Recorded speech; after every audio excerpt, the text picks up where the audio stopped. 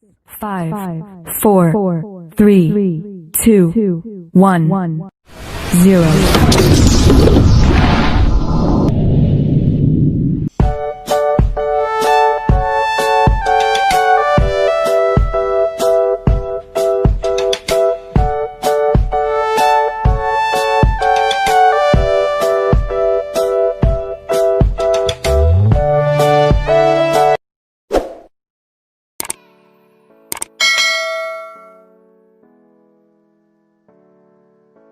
Halo semuanya, kembali jumpa lagi dengan Bapak Toto Priyono di channel edukasi pembelajaran online. Pada kali ini kita akan belajar tentang tema 4, subtema 3, pembelajaran keempat.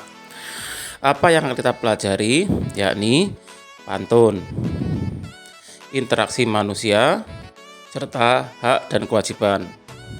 Sebelumnya jangan lupa subscribe, like, dan komen supaya tidak ketinggalan video pembelajaran berikutnya.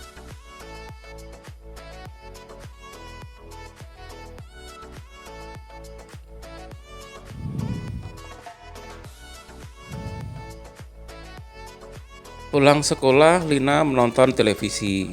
Lina melihat berita prosesi pernikahan adat Melayu yang menggunakan pantun. Lina terpana melihatnya serunya berbalas pantun dalam potensi pernikahan tersebut. Selesai nonton televisi, Lina membuka kembali bukunya yang berisi tentang jenis-jenis pantun. Lina ingin tahu jenis pantun yang disajikan dalam prosesi pernikahan adat Melayu yang baru saja ditonton di televisi. Kamu telah mengetahui bermacam-macam jenis pantun. Termasuk jenis pantun apakah pantun yang disajikan dalam sebuah prosesi pernikahan? Pantun yang disajikan dalam sebuah prosesi pernikahan termasuk jenis pantun sukacita. Alasannya, karena pantun tersebut menggambarkan kegembiraan, baik kegembiraan pembaca maupun pendengar. Di benak Lina muncul pertanyaan baru. Mengapa dalam sebuah prosesi pernikahan di lingkungan tempat tinggal Lina tidak ada acara berbalas pantun? Lina teringat tentang budaya yang pernah ia pelajari, bahwa budaya yang di setiap daerah tidak terlalu sama. Warga masyarakat dapat bertukar pengalaman tentang budaya daerah dengan warga masyarakat lain melalui interaksi. Interaksi meliputi berbagai bidang, baik bidang ekonomi, sosial, maupun budaya.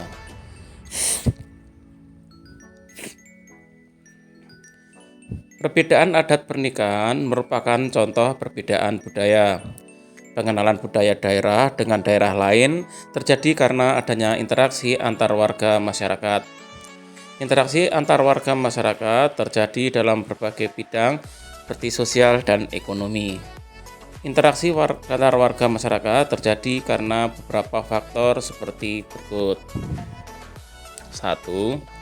Perbedaan kandungan sumber daya alam pada setiap daerah. Perbedaan kandungan sumber daya alam jelas akan mempengaruhi kegiatan produksi pada daerah bersangkutan. Daerah dengan kandungan sumber daya alam cukup tinggi akan dapat memproduksi barang-barang tertentu dengan biaya relatif murah dibandingkan dengan daerah lain yang memiliki kandungan sumber daya alam yang lebih rendah. Kondisi ini mendorong pertumbuhan ekonomi daerah bersangkutan menjadi lebih cepat.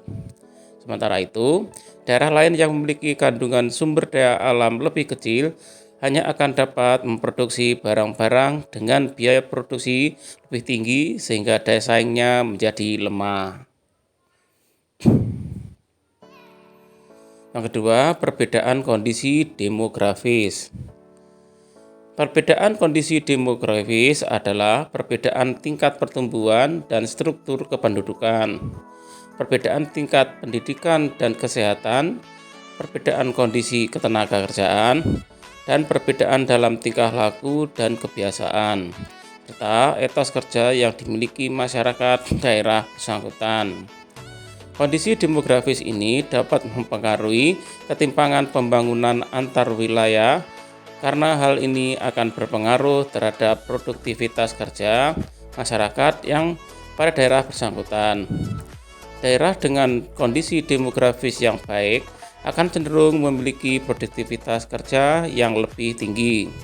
Hal tersebut akan mendorong meningkatkan investasi yang selanjutnya akan meningkatkan penyediaan lapangan kerja dan pertumbuhan ekonomi daerah bersangkutan. Sebaliknya, bila suatu daerah yang kondisi demografisnya kurang baik, maka dapat menyebabkan rendahnya produktivitas kerja masyarakat setempat. Hal tersebut akan menimbulkan kondisi yang kurang menarik bagi penanaman modal, sehingga pertumbuhan ekonomi daerah bersangkutan menjadi lebih rendah.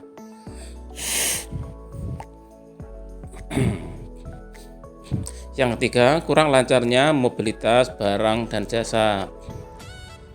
Kurang lancarnya mobilitas barang dan jasa dapat pula mendorong terjadinya peningkatan ketimpangan pembangunan antar wilayah. Mobilitas barang dan jasa ini meliputi kegiatan perdagangan antar daerah dan migrasi yang baik disponsori pemerintah atau transmigrasi atau migrasi spontan. Alasannya, apabila mobilitas tersebut kurang lancar, maka kelebihan produksi suatu daerah tidak dapat daerah lain yang membutuhkan. Demikian pula halnya migrasi yang kurang lancar menyebabkan kelebihan tenaga kerja atau suatu daerah tidak dapat dimanfaatkan oleh daerah lain yang sangat membutuhkannya. Akibatnya, ketimpangan pembangunan antar wilayah akan cenderung tinggi karena kelebihan suatu daerah tidak dapat dimanfaatkan oleh daerah lain yang membutuhkannya, sehingga daerah terbelakang sulit mendorong proses pembangunannya.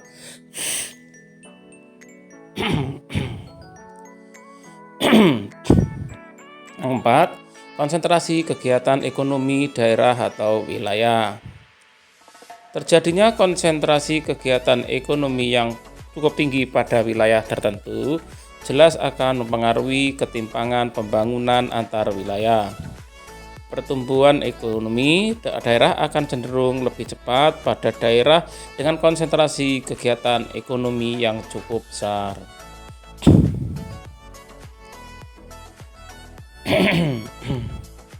Yang keempat, alokasi dana pembangunan antar daerah atau wilayah. Alokasi investasi pemerintah daerah lebih banyak ditentukan oleh sistem pemerintahan daerah yang dianut. Bila sistem pemerintah daerah yang dianut bersifat sentralistik, maka alokasi dana pemerintah akan cenderung lebih banyak dialokasikan pada pemerintah pusat, sehingga ketimpangan pembangunan antar wilayah akan cenderung tinggi. Sebaiknya, jika sistem pemerintahan yang dianut daerah otonomi atau federal, maka dana pemerintah akan lebih banyak dialokasikan ke daerah, sehingga ketimpangan pendapatan akan cenderung rendah. Alokasi dana pemerintah yang antara lain akan memberikan dampak bagi ketimpangan pembangunan antar wilayah adalah alokasi dana untuk sektor pendidikan, kesehatan, jalan, irigasi, dan listrik. Semua sektor ini akan memberikan dampak peningkatan produktivitas tenaga kerja, pendapatan per kapita, dan pada akhirnya dapat meningkatkan pergerakan ekonomi ke daerah tersebut. Berdasarkan faktor pendorong terjadinya interaksi antar warga masyarakat dalam berbagai bidang, dapat dipahami pengaruh interaksi terhadap pembangunan di segala bidang. Tentu saja, interaksi yang terjadi bertujuan untuk meningkatkan pembangunan di berbagai bidang tersebut. Dengan demikian, kepentingan masyarakat yang belum bisa terpenuhi di daerah yang sesuatu akan bisa terpenuhi dengan interaksi dengan masyarakat yang ada di daerah lain. Jadi, interaksi yang terjalin untuk menutupi kekurangan masing-masing, sehingga pada akhirnya semua kebutuhan akan bisa terpenuhi dengan baik. Taraf kemampuan ekonomi tiap-tiap daerah pun akan meningkat. Meningkatnya kemampuan ekonomi tiap-tiap daerah akan mempengaruhi pemenuhan terhadap kebutuhan sosial dan budaya tiap-tiap daerah.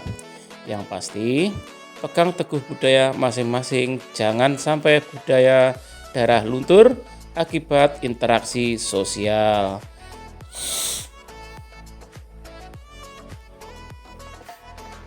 Berdasarkan bacaan, kesimpulan tentang pentingnya interaksi antar warga masyarakat terhadap pembangunan di segala bidang adalah sebagai berikut. Interaksi antar warga masyarakat dapat meningkatkan pembangunan di segala bidang. Dalam bidang budaya, masyarakat dapat mengenal budaya daerah yang satu dengan budaya daerah yang lain, sehingga memperkaya wawasan Nusantara dan kebudayaan nasional. Dalam bidang sosial, dengan interaksi masyarakat dapat memenuhi kodratnya sebagai makhluk sosial, yaitu dalam kegiatan tertentu. Manusia membutuhkan manusia lain untuk memenuhi kebutuhan hidupnya. Dalam kegiatan ekonomi, masyarakat dapat bekerja sama untuk meningkatkan taraf hidupnya sehingga tercapai kesejahteraan sosial. Berikut ini bisa disajikan tabel upaya pembangunan ekonomi di daerah pantai dan daerah pegunungan ya. Kita akan membahas terlebih dahulu untuk upaya pembangunan ekonomi di daerah pantai. Yang pertama, melestarikan terumbu karang. Yang kedua, melestarikan hutan bakau. Yang ketiga, melakukan modernisasi peralatan penangkap ikan. Yang keempat, membangun tempat pengolahan ikan. Yang kelima, membangun sarana pariwisata pantai. Sedangkan untuk daerah pegunungan, yang pertama, membangun bendungan dan waduk.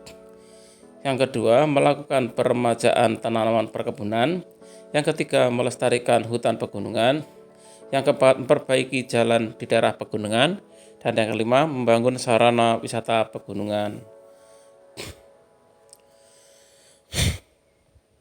Interaksi antar manusia pasti selalu terjadi. Dalam keluarga kecil pun sering terjadi. Sebagai contoh, saat Lina menonton televisi, tiba-tiba Ibu Lina meminta tolong kepada Lina untuk menjaga adiknya yang sedang libur.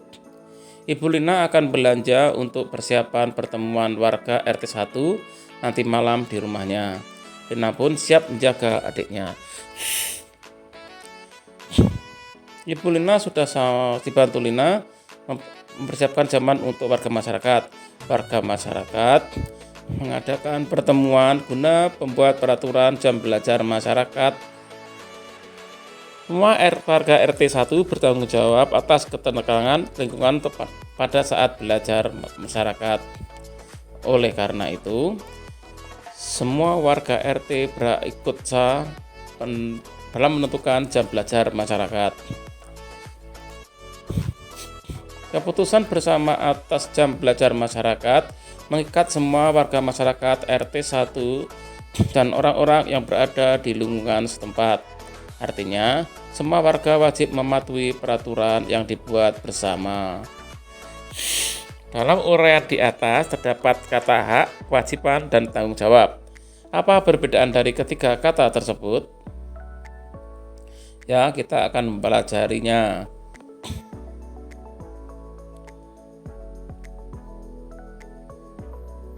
Perbedaan hak, kewajiban, dan tanggung jawab sebagai warga masyarakat.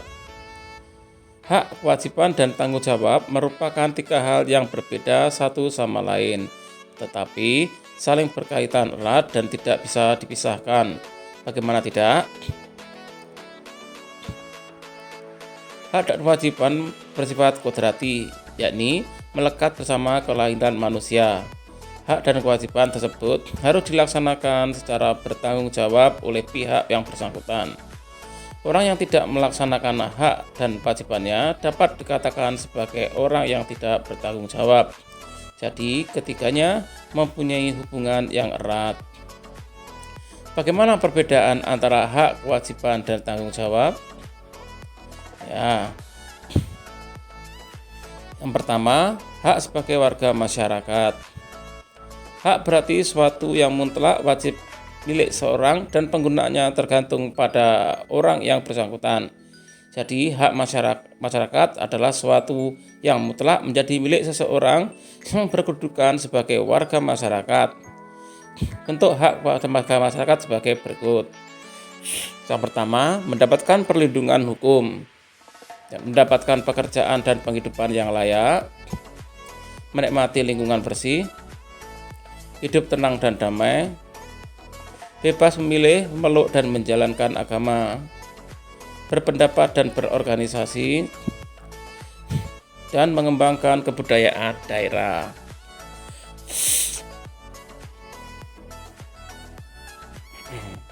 Yang kedua, kewajiban sebagai warga masyarakat. Kewajiban berarti suatu yang harus dilakukan dengan penuh rasa tanggung jawab. Jadi, kewajiban warga masyarakat adalah suatu yang harus dilakukan seseorang sebagai warga masyarakat dengan penuh rasa tanggung jawab. Untuk kewajiban masyarakat sebagai berikut. Yang pertama, mematuhi aturan atau norma yang berlaku dalam masyarakat. Yang kedua, menjaga ketenangan dan ketertiban lingkungan masyarakat. Yang ketiga, mengikuti kegiatan yang ada di lingkungan RT, RW, atau desa setempat. Misalnya dengan kegiatan kerja bakti, gotong royong, musyawarah warga masyarakat setempat. Yang keempat, menghormati tetangga di lingkungan tempat tinggal. Yang kelima, membantu tetangga yang terkena musibah. Dan yang keenam, menjaga kebersihan lingkungan tempat tinggal. Yang ketiga, perbedaan antara hak, kewajiban, dan tanggung jawab sebagai warga masyarakat. Kamu telah memahami hak, kewajiban, dan tanggung jawab. Ketiganya mempunyai perbedaan sebagai berikut. Hak warga masyarakat adalah suatu yang mutlak menjadi milik seorang yang berkedudukan sebagai warga masyarakat. Kewajiban warga masyarakat adalah membantu dilakukan seorang sebagai warga masyarakat dengan penuh rasa tanggung jawab. Kemudian, tanggung jawab sebagai warga masyarakat adalah tugas dan kewajiban yang harus dilaksanakan seseorang dalam kedudukannya sebagai warga masyarakat. Jadi, hak dan kewajiban harus dilaksanakan secara bertanggung jawab. Sebaliknya, tanggung jawab tercermin dari terlaksananya hak dan kewajiban dengan baik.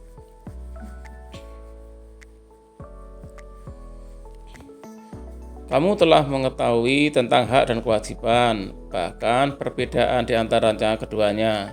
Nah, tahukah kamu hak dan kewajibanmu terhadap kesehatan di lingkunganmu? Apakah kamu memiliki kewajiban menciptakan lingkungan sehat dan sekitar masyarakat tempat tinggalmu? Apa kewajibanmu itu? Apa hakmu terhadap lingkungan di sekitar tempat tinggalmu? Apakah ada pengaruh lingkungan sehat dengan cara mencegah penyakit pada organ peredaran darah? Ya, kita akan membahasnya lebih lanjut. Kewajiban kita terhadap lingkungan sehat antara lain sebagai berikut. 1. Membersihkan lingkungan di daerah sehari sampah. Sampah yang berserakan harus dibersihkan agar lingkungan menjadi sehat. Yang kedua, melestarikan lingkungan dapat dilakukan dengan melakukan reboisasi atau penanaman hutan kembali. Dengan reboisasi atau penanaman hutan kembali dapat memperbaiki lapisan ozon yang mulai menipis karena pencemaran udara atau polusi. Yang ketiga, menjaga kelestarian lingkungan dapat dilakukan dengan memakai kendaraan yang ramah lingkungan. Dengan memakai kendaraan yang ramah lingkungan, kita bisa mengurangi pencemaran udara atau polusi. Tahukah kamu contoh kendaraan yang ramah lingkungan? Contohnya adalah sepeda. Yang keempat, memelihara lingkungan dapat dilakukan dengan cara membangun gedung yang ramah lingkungan yang dibuat dengan pendekatan lingkungan. Gedung yang dibangun dengan pendekatan lingkungan disebut gedung hijau. Gedung itu biasanya menggunakan kaca sebagai tembok dan saat siang hari menggunakan matahari sebagai lampu. Yang kelima, mengurangi penyebab polusi dapat dilakukan dengan cara menggunakan energi alternatif. Energi alternatif adalah sebuah energi yang ramah lingkungan dan tidak pernah habis. Contoh energi alternatif adalah air, angin, dan panas matahari. Yang keenam, memperindah lingkungan dapat dilakukan dengan cara menanam tanaman bunga dan tanaman hijau. Tanaman hijau adalah tanaman yang sangat penting untuk membantu manusia mendapatkan oksigen yang baik. Dengan oksigen yang cukup, masyarakat akan bisa menjalankan kehidupan dan kegiatannya dengan lebih baik dan nyaman. Setelah semua kewajiban terhadap lingkungan terpenuhi, kita dapat memperoleh hak kita dari lingkungan. Hak kita terhadap lingkungan antara lain sebagai berikut. 1. Menikmati lingkungan segar. Dengan lingkungan yang segar, hidup kita menjadi lebih sehat dan nyaman. Dengan hidup yang sehat dan nyaman, semua kegiatan dapat dilaksanakan dengan baik. Yang kedua, udara untuk keperluan pernapasan. Karena tidak ada manusia yang dapat bertahan hidup tanpa adanya bantuan udara. Yang ketiga, memperoleh air sehat dan bersih yang disediakan oleh alam untuk minum, mandi, pengairan sawah, dan pembangkit tenaga listrik. Yang keempat, memperoleh apa yang kita butuhkan, tumbuhan dan hewan untuk memenuhi kebutuhan protein hewani dan nabati. Selain itu, tumbuhan dan hewani juga dapat dijadikan sebagai sumber tenaga dan kesenangan. Yang kelima, memperoleh lahan untuk tempat mendirikan berbagai prasarana dalam mendukung kehidupan manusia. Misalnya, untuk membuat tempat tinggal, gedung-gedung pemerintah, olahraga, dan pertokoan. Memanfaatkan lahan tersebut tentunya dengan mempertimbangkan kelestarian lingkungan. Yang keenam, bebas dari pencemaran lingkungan. Lingkungan yang sehat merupakan lingkungan yang bebas dari pencemaran. Dengan lingkungan yang sehat, penghuni lingkungan juga sehat dan terbebas dari berbagai macam penyakit yang disebabkan oleh lingkungan yang tercemar.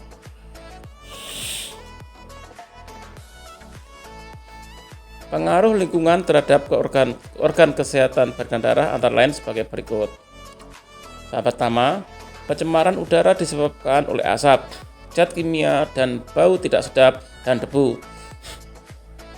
Debu dan zat kimia yang masuk ke dalam saluran pernapasan dapat menyebabkan paru-paru terganggu. Dengan terganggunya paru-paru, penyerapan oksigen yang dibutuhkan tubuh melalui darah menjadi tidak maksimal. Yang kedua, bahan makanan yang sudah tercemar oleh bahan pestisida dapat mengganggu kerja jantung. Jika kerja jantung terganggu, maka proses peredaran darah akan menjadi terhambat. Yang ketiga, pembuluh darah dapat tersumbat. Pola hidup yang tidak sehat seperti misalnya sering makan makanan yang mengandung lemak jahat atau lemak trans bisa menyebabkan kita menimbun kolesterol di dalam tubuh sehingga bisa membuat saluran darah menjadi tersumbat. Demikian pembelajaran pada video kali ini, semoga bermanfaat. Sampai jumpa pada video pembelajaran berikutnya. Terima kasih dan sampai jumpa.